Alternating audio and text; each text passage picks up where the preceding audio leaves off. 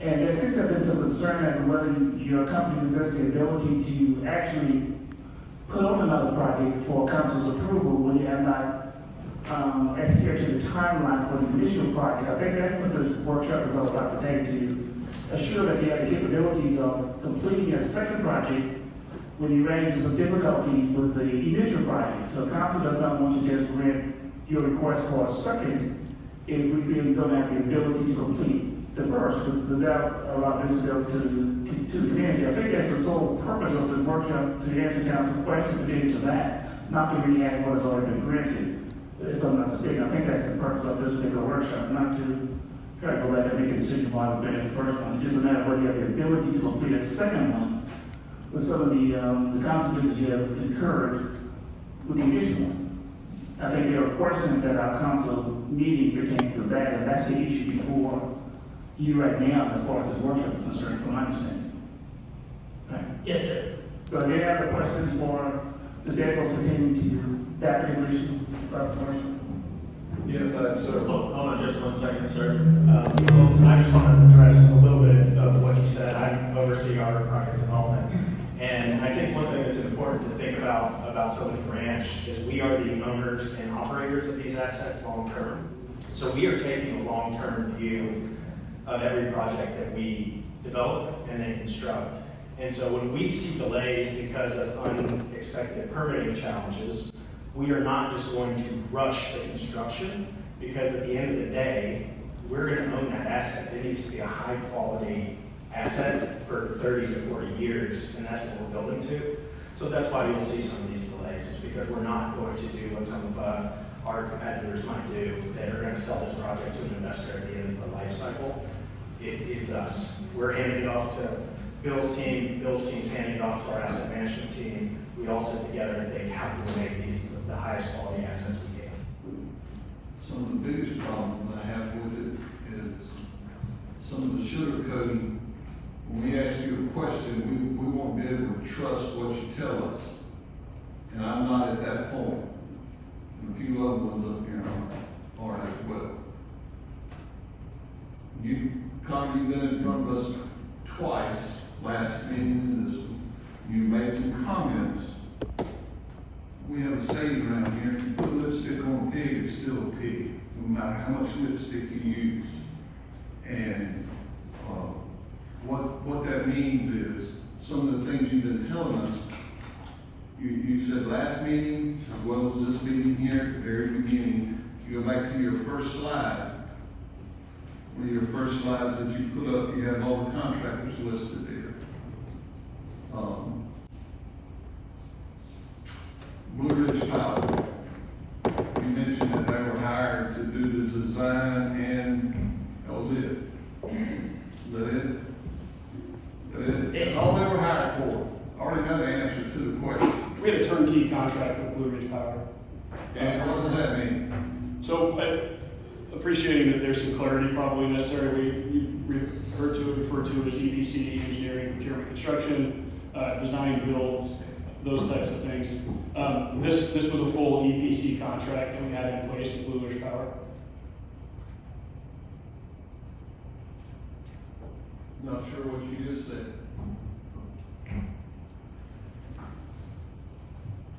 We have an engineering, procurement, construction contract with Blue Ridge Power. And that was to do engineering only? Just the blueprint? No, Blue Ridge Power fulfilled the engineering part of that, and then we separated and we moved on. And you separated and moved on? Correct. Why did you separate and move on? We separated because we decided to move on. Decided to move on because they didn't know how to deal with that dirt out there. They were not capable of doing what you're hired them to do, which is no problem. I just don't think Silicon Ranch should come in front of this council and make it look like something that it's not. That's lipstick on a pig. With all due respect, it's a good question. I was not aware of or part of any conversations where the dirt was an issue with Blue Ridge Power. So just, I guess, confirming that. Yes, it was. They actually tried to hire local contractors to come out here and tell them how to do that job, which the local guys aren't going. It's like asking Coke to give up their recipe for Coca-Cola, it ain't gonna happen unless they're hired for the job. But it's presented to us in a different light, just like you did, just like Connor has the last 2 times. And once that happens, how many other things have been told to us like that? Well, I'm pretty excited about the contractor we have in place that has. Oh, there's no doubt. applications. I would think they're more than qualified to do it. But let's move on. And then there's another contractor after that. Overland and Black and Beach, what were they hired for? Overland Contracting is a company owned by Black and Beach for merit and open shop work. Overland Contracting was contracted to build the substation, foundations, as well as the switchyard rack. That was it? That was it. That's not what their email was sent out. Do you have the email? I'm sorry. It was sent to some of the contractors that they were dealing with, that Silicon Ranch decided to go in a different direction, and that the ones that Black and Beach was working with would no longer be needed. But I appreciate their help. I assume that was part of the bid process. So when we solicit bids to do work, I mean, we go to several contractors to understand what pricing, schedule, things like that look like. So obviously, when contractors receive those, they need to price the large portions of the work to understand what they should bid. And Black and Beach was one of those contractors we talked to. The Black and Beach was not hired to do any of the work that LPL was doing then, or Shackleton construction. No, their scope was strictly for the areas, the pictures that you saw previously. The stormwater problem that you're gonna have out there till the last day that you own that property, where is this water being funneled to?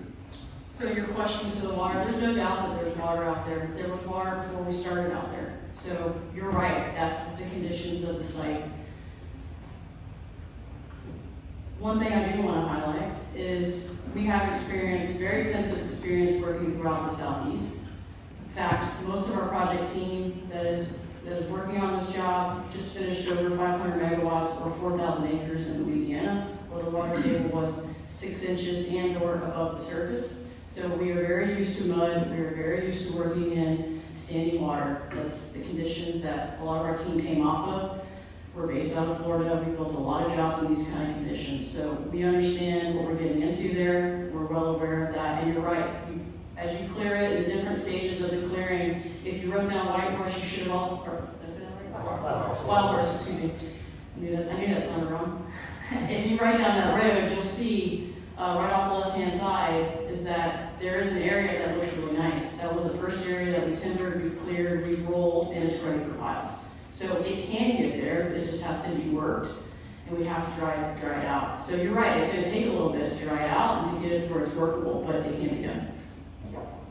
I'll go back to my original question. Where is the water going?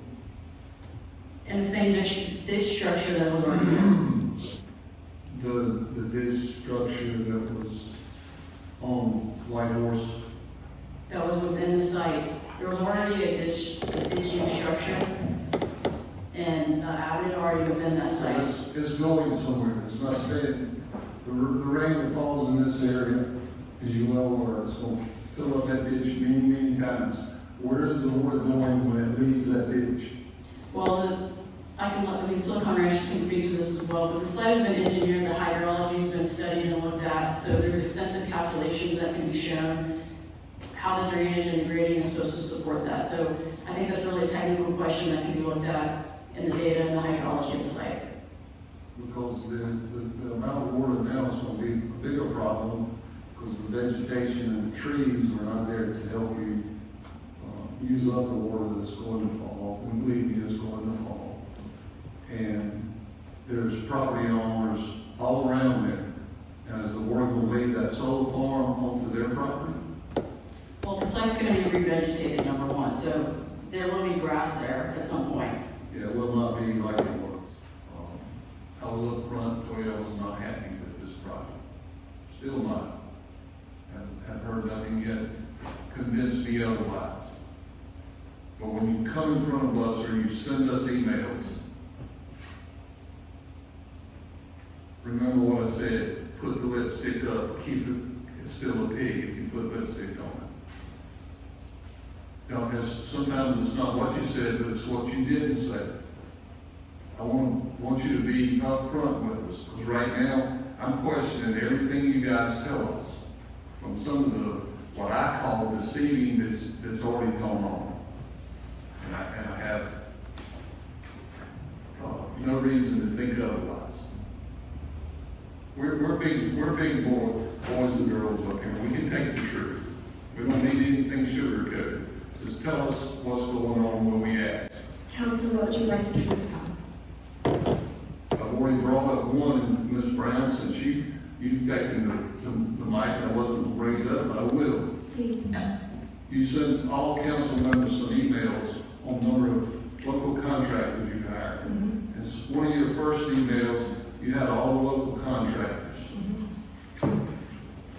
B&B, B&C, L&L, N.W. White, Ben Cox, LLC. And then there's some follow-up emails that come on, but one of those were dropped off. One of those names was dropped off in the later emails. Can you remember which one? Because Oh, I know. if you're saying it's Ben Cox LLC, it was not dropped off. It was eliminated from your email. I don't know what happened to it. It just wasn't in your email. The company that was dropped off was N.W. White. I said, no, wonder why she eliminated N.W. White from this latter email, especially since I was causing a stink about hiring local contractors, because N.W. White is not a local contractor to begin with, even though you included it on the email as being a local contractor. I want to get to the bottom of this because I'm not familiar with NW White on that list. I'll educate you on it. They're based out of Charleston. It had nothing to do with Georgia. NWW Hauling. NWW Hauling is. Well, if it was NW White. removed in the body of the email, that was just something that I overlooked. But if it was not on this sheet that we had an attachment for, that listed But all. the reason I figured it was dropped off is because you went back, you were calling around, asking these local contractors, how much work have you done out there? You could use that, that's fine. Can I be honest with you? Figured out NWW was not a local contractor, and they've done the majority of the hauling out there, and that work could have went to a local contractor. But it went to an out-of-county contractor. And I figured that's the reason you dropped it off that later email. No, sir. And I've never lied to you. And I did call some of these Red people. flag when stuff like that happens. Well, I'm glad we're talking about it now. And you have my number, we could talk about that. But I did call some of these people. I called everyone on the list, tried to get a hold of. And I asked, could you just send us a letter saying you have done some work with us? I did not ask them how much. You saw the letters that I did provide. There were a few people I did not get in touch with. You had one down there that had two loads of riprap. Local guy. I'm glad they got some work. That was We need it. that equates to walking out of McDonald's with 2 Big Macs, 2 Biggie Fries, and 2 large Cokes. And you walk outside and see a homeless person sitting there asking for food, and you stop and pull out one French fry, and you don't give him that whole fry, you give him a third of that one French fry, and say, Sir. bon appetit. You worked for UPS. You owned your own grocery stores. You know how business works. And we are giving people what we have available. And who the people that are choosing these people for the jobs, they get that decision. That is the way business works. We are not giving anybody just a handout to show we are using a local contractor. We don't have time for that. You know we're well behind schedule. Yeah, and I think I know one of the reasons why. Why?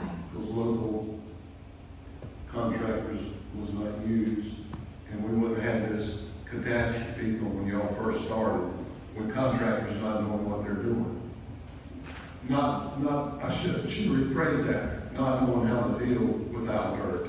I think you're making an assumption there. Again, we're a business, and we are choosing the right contractors to work with to get this project built that is up to our standards. You brought it up, this business, and you're right, you have the right to hire anybody you want to from wherever. We have no say-so in that. But my responsibility on this council is to look out for the residents of Georgetown County, the ones in Asheville, North Carolina, Garden, North Carolina, Overland, Kansas, Fort Lauderdale, Florida, or LPO. All of those families that are benefiting from Georgetown County land, they're not my concern. The concern is for the citizens of Georgetown County. And the contractors to Georgetown County have not benefited what they should from this project. That's my concern. Will always be my concern. It was yesterday, it is today, and it will be tomorrow. Well, I appreciate you voicing them. I do wish we could talk like we used to and pick up the phone and call us or attend the meetings that we had at that time to discuss further. But I appreciate your honesty now. Thank you.